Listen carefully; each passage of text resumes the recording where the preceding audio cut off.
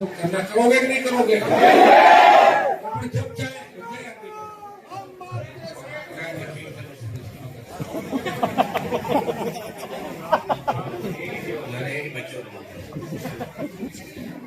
तो भाई अब अपने को दिल्ली और जयपुर राजधानी दोनों तरफ कुछ करना पड़ सकता है। अग्निवीर की लड़ाई भी बड़ी लड़ाई है हमारे सामने। अब आप भूल जाओगे हरियाणा में आएंगे, यूपी में लड़ने आएंगे।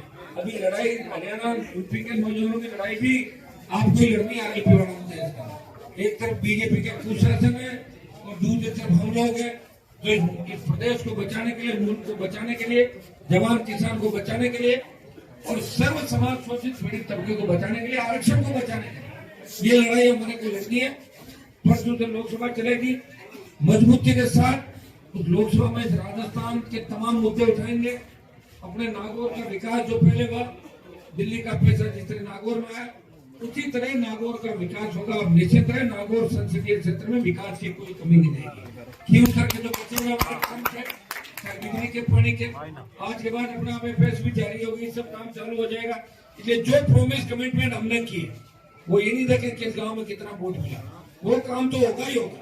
और बाद में भी जो वहां पर वो सारे काम आपके कराएंगे। हमने तो हमेशा संघर्ष ही देखा है। 2003 से लेकर 23 तक हमेशा सरकारों से लड़े, मुख्यमंत्रियों से लड़े, प्रधानमंत्री से लड़े, दिल्ली को झुकाया, राजस्थान को झुकाया और आगे झुकाते हैं। चेहरे पे ये नहीं लगना चाहिए कि हार के जा रहे हो।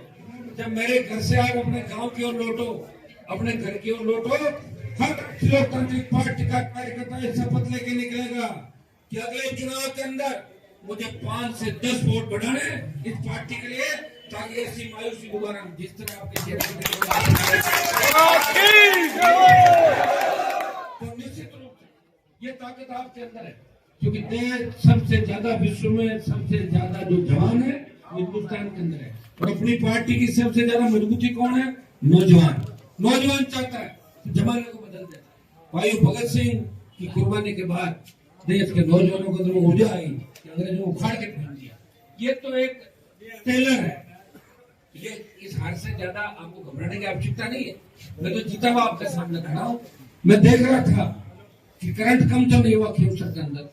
मैं चाहता तो यार किसी और के गले में डाल सकता था, राजनीतिक रूप से चाहता।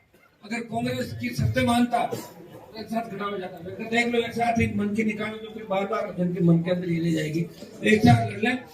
फिर भी हम 80 से 95 की ओर गए।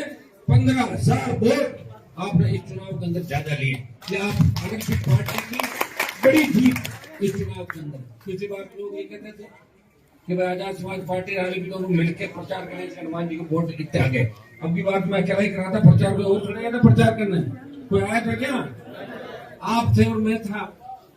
और 80 से 95 थे। पूरी सरकार खिलाफ थी और हर जाति समाज ने वो जितना कम ज्यादा हो गया।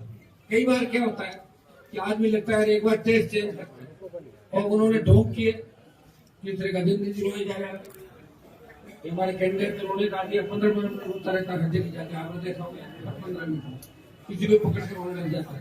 बस मैं देखता हूँ उनके बेटे को रो रहा था। तो भाई रो धो के भी 5-4 हजार वोट रोने के भी मिलते थे। कितने? 5,000। यशपाल जी हमेशा रोते थे, वोट ले लेते थे। बाकी लोगों ने कहा 2 बार रोने दे दिया, कितनी बार ले हो, 2 बार जिता दिया रोने से।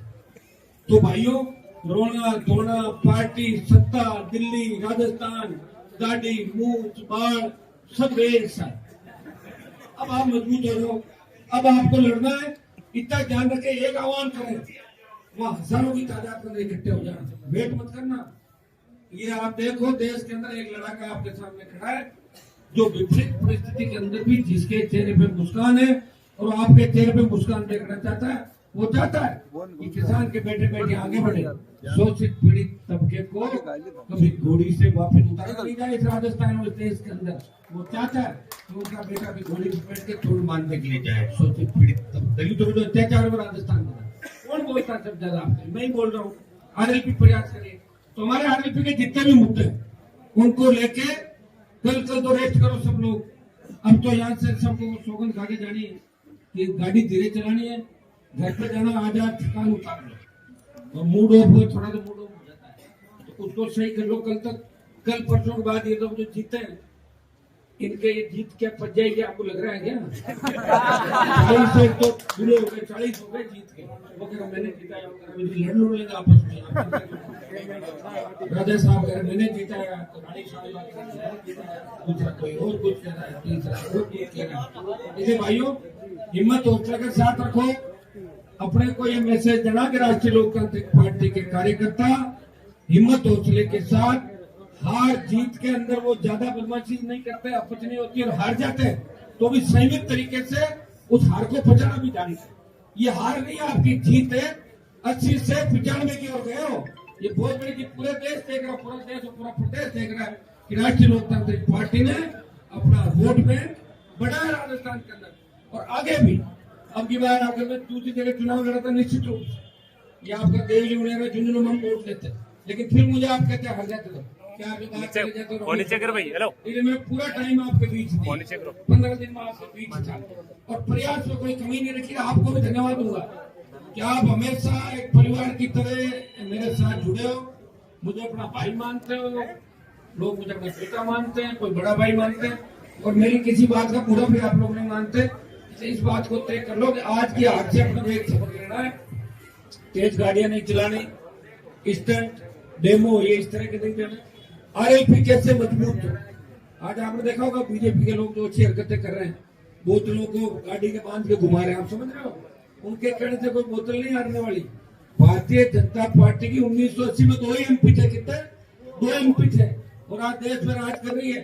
आप ये क्यों नहीं सोच रहे? 1 MP तो हूं मैं आपका, पार्टी अपनी। राजस्थान में 10 लाख वोट है, कम जगह लड़ाए 10 लाख का 25 लाख होता। इसलिए भाई मजबूत रहो। ये वोट बीजेपी कांग्रेस अदर्स और 20 साल का जो गुस्सा लोगों के अंदर था, बाहुबल धनबल और सत्ता का दुरुपयोग, ये सारा मिलकर वोट हुआ। आप जानते हो ना, बहुत से लोग मिल जाते हैं तो शेर का भी शिकार कर लेते हैं, करते नहीं करते, बड़ा शेर और बहुत लोग घेर लेते हैं, हो जाता कई बार, क्या फर्क पड़ता है। लेकिन आपका भाई तो मजबूत है, और परसों जब लोकसभा के अंदर मैं बोलूंगा, उससे अगले दिन बोलूंगा तो देश को लगेगा कि हनुमान बेनीवाल इस किसान कौम के लिए उसी तरह लड़ेगा जैसा पहले लड़ा था, जवान के लिए उसी तरह लड़ेगा, इस शोषित पीड़ित तबके के लिए वही लड़ाई लड़ेगा जो हमेशा 20 साल की लड़ाई लड़ी। हमें अगर सत्ता का शौक होता तो हम भी कहीं चले जाते, लेकिन मैंने तो आपको नहीं कहा मुझ मुंडोर लूंगा ताकि कटोर, थोड़ी कहा मैंने। मैं कहता 5-4 हजार वोट और बढ़ जाते, लेकिन मैंने कहा नहीं, लोकतंत्र के अंदर इस तरह गिड़गिड़ा नहीं किया आदमी को। आखिरी वक्त तक आपने मुझे बनाया, मेरे भाई को बनाया, मेरे पिताजी बनाए, आप वाइफ को भी बीतते वोट किसान बजा दिए, तो हमारे घर को जितना आशीर्वाद आपका मिलना चाहिए उससे ज्यादा आप लोगों ने दिया। कुछ नर्वस जरूर नौजवान में, आप चिंता नहीं करें, आने वाला समय आपका है। जल्दी दोबारा मुलाकात करेंगे अच्छे खुशी के मौके पे, और निश्चिंत रहें, मस्त रहें, और यहाँ से 10 मिनट बाद जब लौटो आराम से सब लोग हरियाणा में तुम्हारी चिंता करूंगा, घर पहुंच देखने को, और कहीं किसी तरह का झगड़ा नहीं करना, इस बात से ध्यान रखना है। मेरी कसम लगेगी तुम्हें। बहुत बहुत आपको धन्यवाद इस संघर्ष के लिए, और हमेशा इसी तरह